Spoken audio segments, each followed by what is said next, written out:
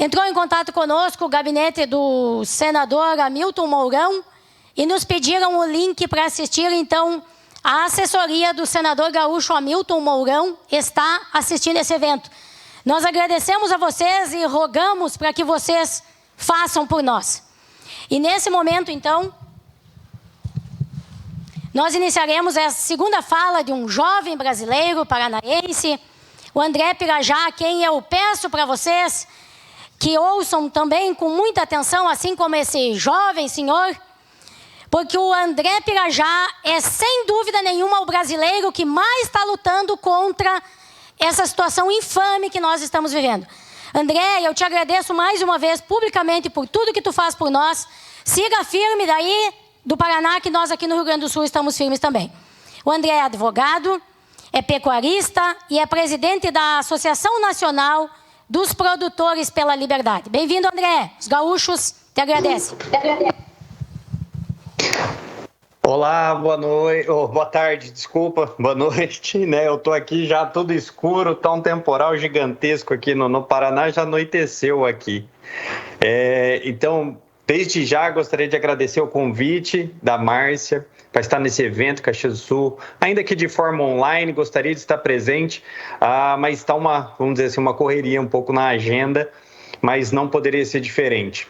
É muito importante trazer um pouco da visão do produtor rural, no meu caso, não como uma exposição talvez brilhante, como do Almir, já parabenizo ele desde já com a quantidade de dados, informações, parte técnica, sem dúvida, um diferencial que, olha, eu já assisti muita palestra e muito evento, mas com a profundidade do Almir ainda eu não havia visto. Então, Almir, minha gratidão, tá? E muito obrigado pelo seu trabalho. E para não alongar muito, como o Almir já trouxe a parte expositiva dos projetos de lei, a Márcia, a introdução, né, no que envolve, vamos dizer aí, o ambientalismo, a ONU, Convenção de Estocolmo. Como que funciona? A minha ideia é trazer um pouco do viés jurídico e o que isso pode afetar o produtor rural, tá? Então, como funciona? A minha ideia aqui para vocês é transformar lei em prática. Então, o que nós temos de lei hoje? Bom, o Almir já trouxe a questão da ONU, as convenções da ONU, né? Vamos assim dizer. Um ponto importante que nós temos que ter em mente. As convenções, elas nunca foram categóricas em afirmar ou, né, comprovar, vamos assim dizer, a existência deste suposto aquecimento global.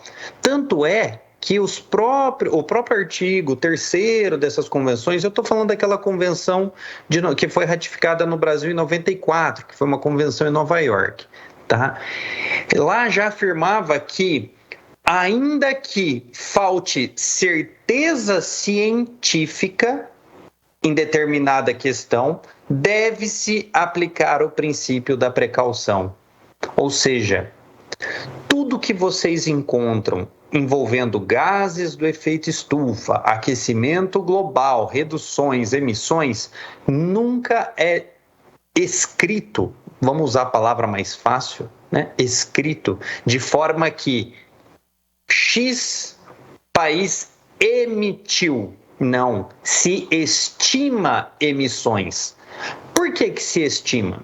Basicamente pela impossibilidade de se comprovar um gás que está sendo emitido.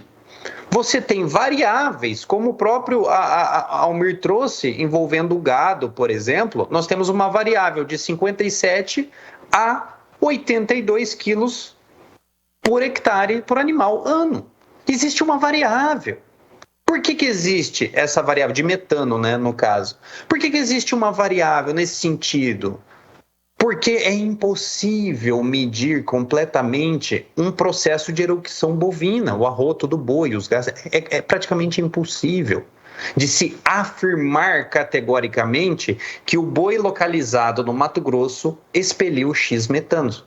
Mas, mesmo diante dessa impossibilidade, desse princípio da precaução, o Brasil, em 2009, trouxe uma lei que inovou, né, Brasil, leis, né, inovou e criou a política, né, nacional de mudança do clima, a Lei 12.187.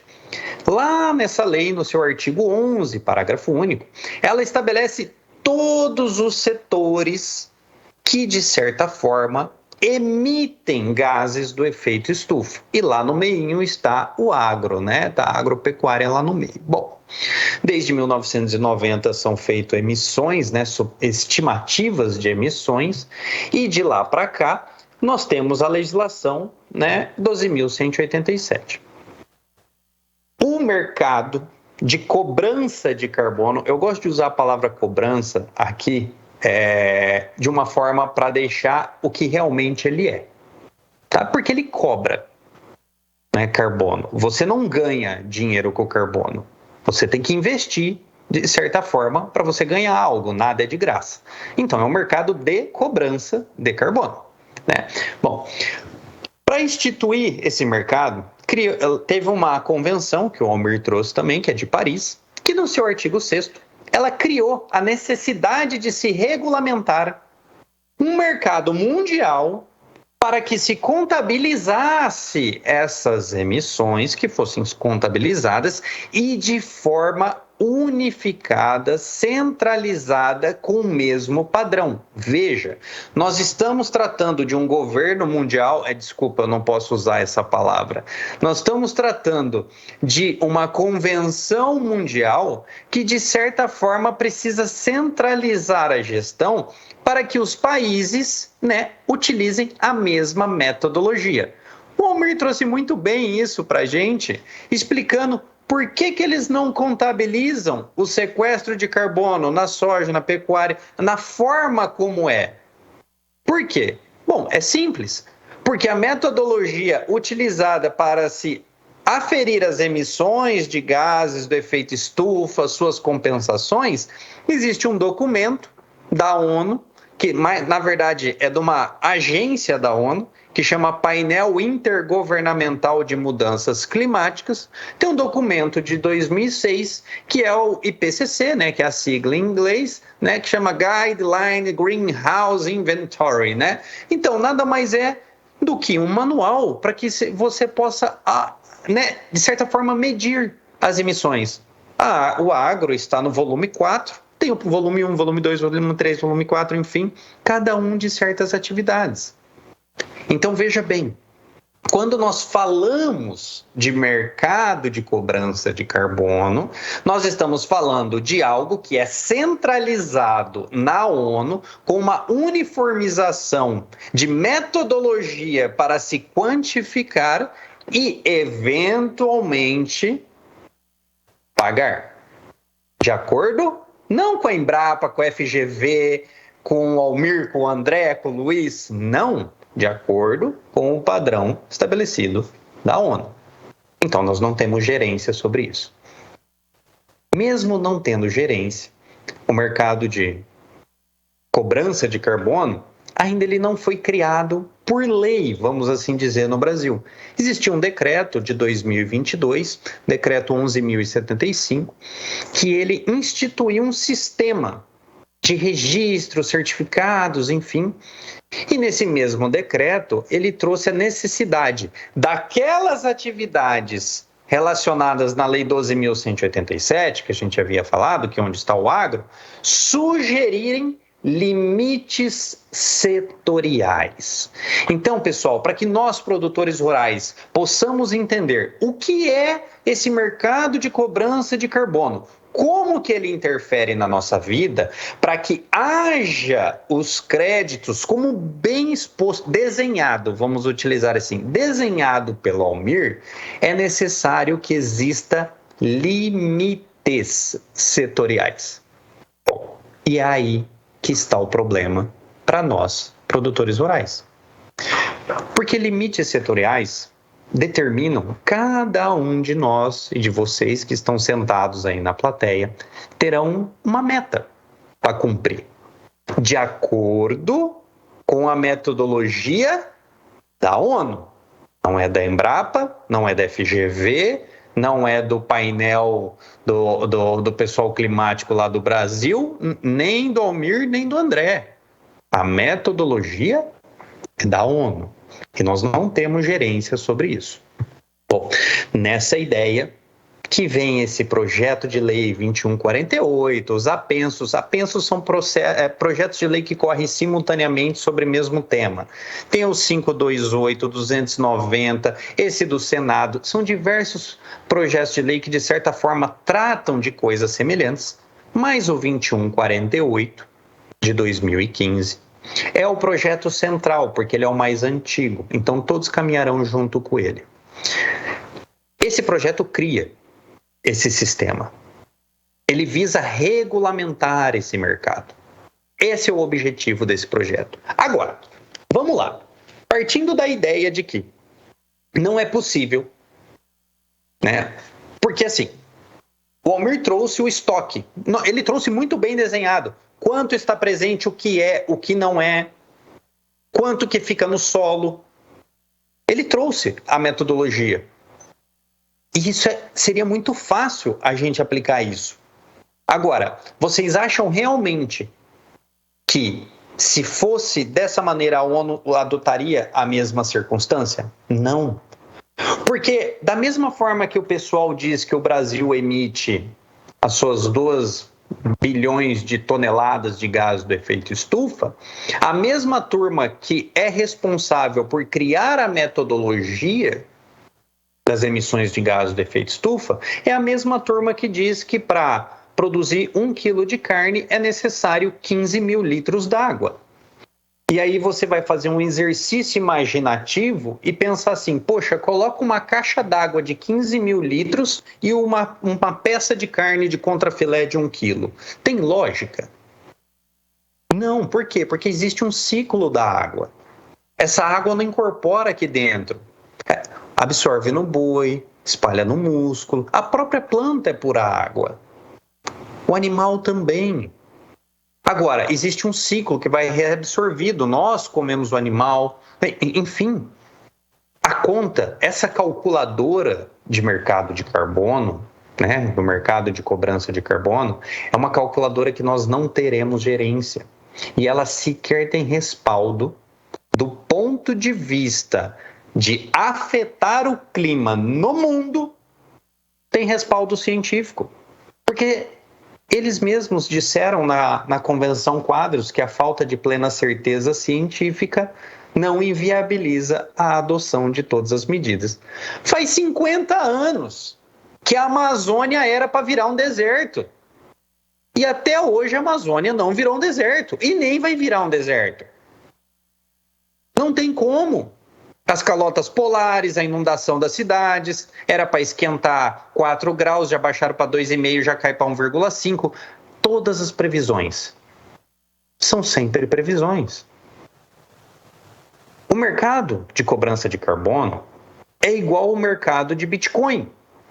É algo criado para que nós, pessoas comuns, tenhamos uma obrigação para cumprir, enquanto que eles irão ficar negociando valores e recebendo por isso.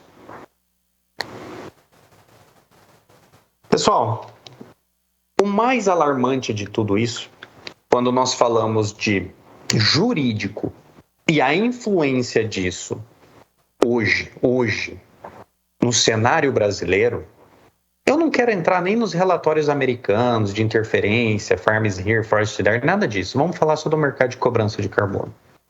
O mais incrível disso é que são poucas as pessoas, né? Na nossa carta, se vocês quiserem ter acesso, acredito que o pessoal daí possa disponibilizar para vocês.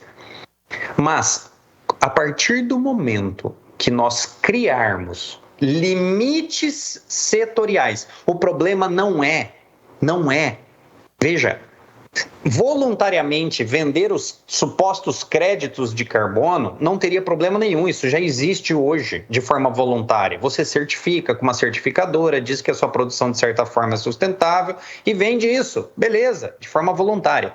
Mas a partir do momento que existe um mercado regulado de cobrança de carbono, para que ele exista, Inclusive, para que exista o crédito verde agropecuário, precisa existir limites setoriais. E aí que é o gatilho. Limites setoriais irá impor obrigações pessoais. Vamos trabalhar com o produtor rural primeiro? A sua propriedade rural vai ter que emitir, ou reduzir, ou zerar. Já tem portarias do mapa nesse sentido, do Ministério da Agricultura. Carbono neutro, carbono negativo, crédito, já tem. Imagina que como o foco são as emissões zero, né? Você vai ter que zerar a sua produção. E vai ter metodologia para isso. Quanto de nitrogenado você usa, quanto de óleo diesel. Você não compra as coisas com CPF na nota? A partir do momento que nós temos limites setoriais, toda a cadeia produtiva ela passa a ter uma rastreabilidade de emissões de gases do efeito estufa. Tudo que você comprar na fazenda vai ser rastreável, porque esse é o objetivo da central de certificações, emissões, contabilizações de gases do efeito estufa.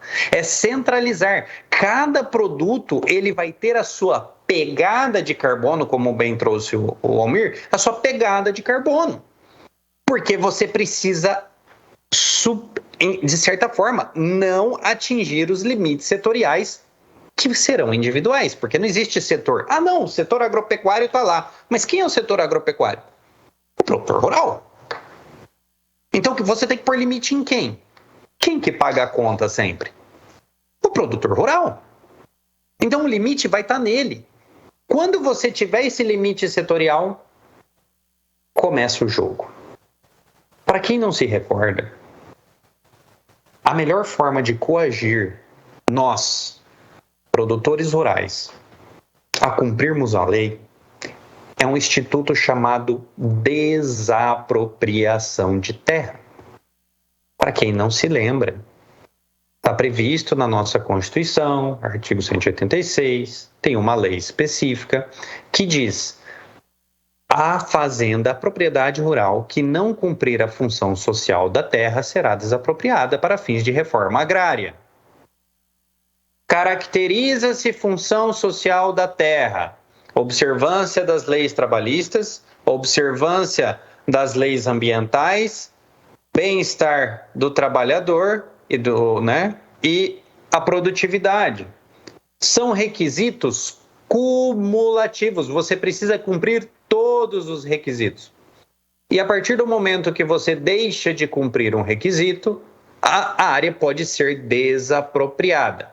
Agora eu puxo o gatilho do Almir. Vocês acham que o fiscal vai olhar primeiro o quê? Em um sistema uniformizado, com uma central para aferir quem está de acordo com o Green Deal, com o Carbon Green, sei lá, qualquer coisa verde que o mundo tenha inventado, né, nos últimos anos. Quem vocês acham que eles irão atrás? Então, pessoal, começa aí a nossa visão. Não está no controle da ONU, única e exclusivamente. Está no que uma caneta com uma permissão legal pode fazer no país hoje, que é a desapropriação de terra. Aí que está o problema. Existe um processo, que é um leading case famoso, de uma fazenda no Pantanal, que ela tinha um grau de produtividade de 500% de produtividade. Só que ela desmatou parte da reserva legal. E ela foi desapropriada. Não sei se vocês sabem, mas 60% das áreas de pastagem do Brasil, 60% das pastagens do Brasil tem algum grau de degradação. No cálculo do Almir, a pastagem degradada ela não tem, de acordo com a ONU, né? A gente tem que fazer, o Almir tratou dessa questão da pastagem degradada. A pastagem degradada ela não faz o ciclo perfeito do sequestro, porque ela tem espaçamentos, ela não ocupa uma massa foliar constante, uniforme, né? Então, de certa forma, você não utiliza o mesmo grau de absorção, né, de CO2 do ar, né? Vamos usar a regrinha. 60%. Se nós colocarmos limites setoriais, o que vai acontecer com o seu João que tem pastagem degradada?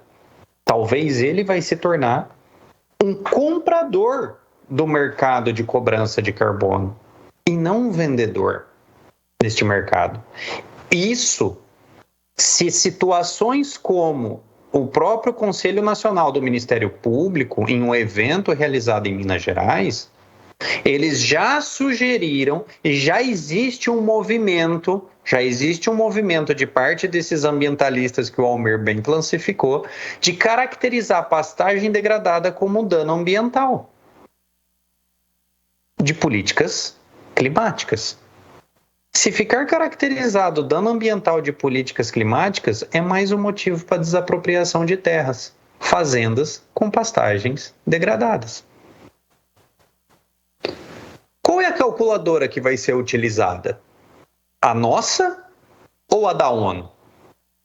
Vocês conseguem compreender que a partir do momento que nós deixarmos que passe um mercado regulado nos moldes do artigo 6º do Acordo de Paris, que o projeto 2148, o projeto do Senado, os demais apensos, a partir do momento que se criar um mercado regulado de carbono no Brasil, na sequência é necessário criar limites setoriais. A partir do momento que criar limites setoriais, nós teremos para o mundo jurídico, que é o que eu vim trazer para vocês um pouco, né? Nós teremos todas essas consequências. O pessoal sempre diz que o advogado é o cara que estraga o negócio, né? O advogado, você que está fazendo um negócio, comprando uma fazenda, aí você chama o advogado estraga o negócio, né? E, na verdade, o advogado ele tem como finalidade principal verificar os riscos presentes e futuros daquela situação. Se eu vou comprar um imóvel, eu faço o quê? Uma investigação imobiliária, uma investigação pessoal do dono do imóvel, e aí eu projeto para o meu cliente quais são os riscos daquela decisão de comprar ou não comprar aquele imóvel. Da mesma forma, hoje eu tentei, por ser a terceira geração de produtores rurais, eu tentei compilar o meu conhecimento jurídico com essa minha sede de busca de verdade para mostrar para os produtores rurais o seguinte: pessoal, vamos falar do mercado de cobrança de carbono? É o seguinte, o negócio é esse. É bom para o Brasil? Olha, é bom para o Brasil. A gente gera muito excedente de carbono. A gente tem crédito pra caramba para vender. Eu mesmo, lá na nossa propriedade da minha família, nós temos uma produção de 5 bois de média por hectare, uma unidade animal por hectare. Nós temos uma pecuária intensiva com correção de pastagem, não existe pastagem degradada, nós temos reserva legal, nós temos possibilidade, fazemos parte de integração com silagem, com lavoura. Ou seja, poxa, para mim seria um ótimo negócio o mercado de cobrança de carbono. Eu seria um player, né, uma pessoa desse mercado que ganharia dinheiro, incrementaria minha renda. Mas, quando eu penso nisso, hoje, eu preciso ser honesto comigo mesmo, do mesmo modo que eu sou, já que nós trazemos a questão dos padres, espero que os padres estejam assistindo, a diocese, a própria CNBB, eu espero que esteja assistindo, mas eu tenho que tomar uma atitude na minha vida da mesma forma que eu tomo no confessionário. A mesma sinceridade que eu tenho comigo mesmo para me acusar dos meus pecados e emendar-me e ter aquela vontade de me corrigir, aquela mesma sede eu tenho que ter na defesa dos meus valores. E é isso que eu tento passar para as pessoas hoje. Pessoal, ainda que o Brasil seja um grande potencial desse mercado, as consequências jurídicas, desapropriação, pedágio, vai ter produtor rural que vai ter que comprar carbono, porque não somos nós que somos o dono da metodologia ou da calculadora. Essa calculadora está lá, em Bruxelas, está lá na ONU, lá na sede do pessoal. Não está com a gente. O método não é nosso. é com eles. E todos os projetos de lei utilizam eles como referência, porque precisa ter uma central para não existir duplicidade de compra e venda de créditos, pessoal. Por isso que centraliza lá. E o que eles estão centralizando não é crédito de carbono, não é dinheiro, não é nada disso. Eles estão centralizando o seu direito à vida, o seu direito a uma vida digna, a sua dignidade e a sua segurança alimentar. O mercado de cobrança de carbono, com seus limites e rastreabilidade, irá possibilitar a pegada de carbono que o Almir trouxe ao final da sua palestra. Eles conseguirão contabilizar o que você está consumindo e produzindo. Ou vocês esqueceram que quando você vai comprar um carro, tem um selinho no carro de emissões de gases? Qual é a pegada ambiental do carro? Se você vai de seu trabalho de carro ou você vai de ônibus? Quanto você consome de proteína animal no mês? Essas são as consequências jurídicas. E se vocês acham que, mesmo diante desse cenário, olha, André, eu acho que vale a pena, nós vamos incrementar a nossa renda. O produtor rural vai aumentar a sua renda. E vai mesmo, eu poderia falar isso por mim. Tá? Eu poderia falar por mim. Vai incrementar a sua renda. Será que não vale a pena, mesmo diante de tudo isso? Bom, aí a gente faz uma investigação do pagador. Quem é o pagador dos créditos? Existem diversos estudos espalhados pelo mundo, principalmente até no Brasil, porque eles precisam vender essa ideia no Brasil, de que o Brasil poderá sustentar 22% do mercado mundial de créditos de carbono. O Brasil poderá incrementar o seu PIB em 514 bilhões de reais se ele implementar o mercado de cobrança de carbono. Isso é fantástico, é dinheiro rodando no país, é emprego, é não sei o quê. Sempre tem o discurso do dinheiro. Você só vê a maioria dos erros da humanidade contra a vida, contra a dignidade, contra a liberdade, contra a propriedade privada, ocorrem por dinheiro. Se entregaram Jesus Cristo por moedas, não entregarão a humanidade por moedas? Vamos ver o pagador, então? Quem são os pagadores? São os governos, porque o mercado de cobrança de carbono, o principal foco dele é cumprir as metas de emissões dos países desenvolvidos. E isso não sou eu que disse. Isso está lá na própria Convenção da ONU. Países como o Brasil, grande potencial de vendedores de crédito de carbono, é visto como colônia de fornecedores. Porque se nós vendermos os créditos para fora, nós não podemos emitir essas emissões. Veja, porque não pode ter duplicidade. Então lá eles se desenvolvem. E aqui a gente fica sendo colônia, fornecendo para eles.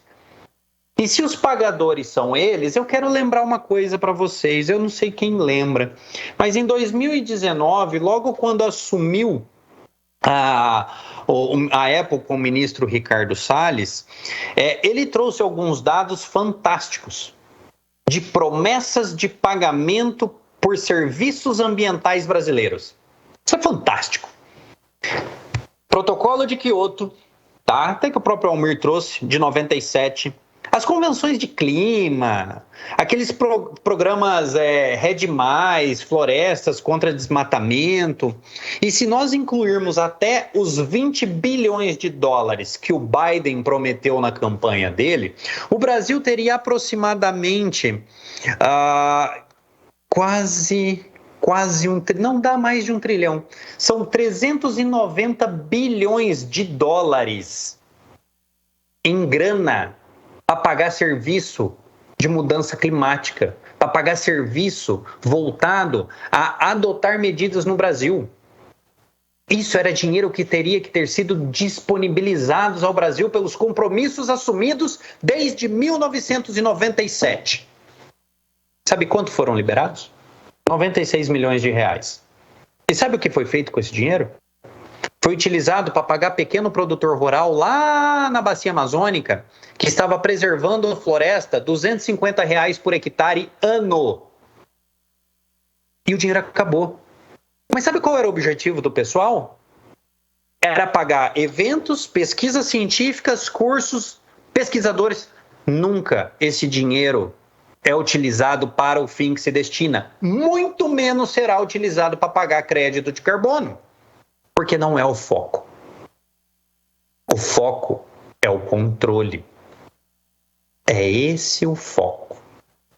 O foco é tornar nós subservientes das medidas, métodos que possam ser adotados no futuro. Porque hoje pode estar dando crédito. Mas você já pensou se amanhã eles acordam e falam assim, olha, o mundo tem o perigo de se aquecer 10 graus daqui 30, 100, 500 anos. Então a gente precisa reduzir em 80% as emissões atuais.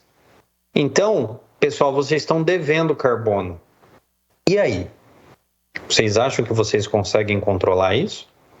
Olha os últimos 2 anos. O que nós vivemos aqui no Brasil? O que nós experimentamos de coação por medidas autoritárias? Vocês acham que será diferente no clima?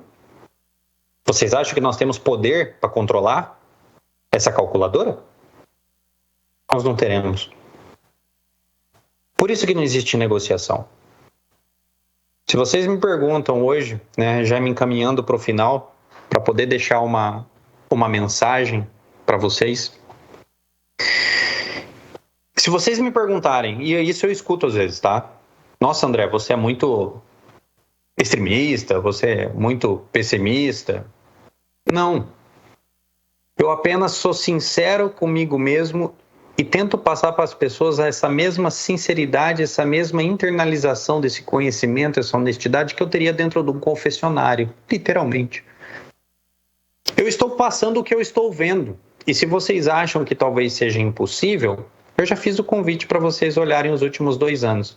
Faz uma pesquisinha, uma pesquisa rápida. A Amazônia vira deserto, 5 litros de agrotóxicos por ano, 15 mil litros d'água para 1 quilo de carne, vai aquecer 5 graus, agora é 3, depois é 2, depois é 1. É um trabalho que nós temos que fazer de conscientização. É o máximo que dá para fazer. Quando a Márcia disse, o André ajudou a segurar o projeto 2148-2015, eu não ajudei. Eu apenas estou fazendo o que eu acho que é certo. Conscientizei pessoas. E eu sei que os recados eventualmente chegaram onde que tinha que chegar e talvez conscientizaram mais pessoas. E esse é o ponto. Isso aqui não é uma guerra. Nós estamos lidando com a nossa sobrevivência. Por isso que se eu puder deixar um recado para vocês, eu deixaria o seguinte. O que nós estamos tratando hoje são os nossos valores. Vida, existência digna, porque eu não pretendo comer inseto e ser controlado pelas minhas emissões de carbono. Propriedade privada, quem irá controlar o pedágio das emissões das nossas propriedades? Olha a situação nossa do CAR, o que tem acontecido. Vocês já imaginaram se incluir um mercado de carbono? E liberdade. Com esse ideal, são valores. E por ser valores, bom, se a discussão fosse aborto e nós tivéssemos que chegar a um meio termo, nós iríamos decidir entre aborto de 8 meses e 20 meses? Um meio termo? Se fosse liberação das drogas, nós iríamos discutir se libera só maconha ou inclui outras drogas, cocaína, por exemplo? Não. Quando nós estamos discutindo os valores, não tem acordo. Então, para mim, pessoal, não tem acordo no mercado de cobrança de carbono. É gaveta já. Muito obrigado a todos.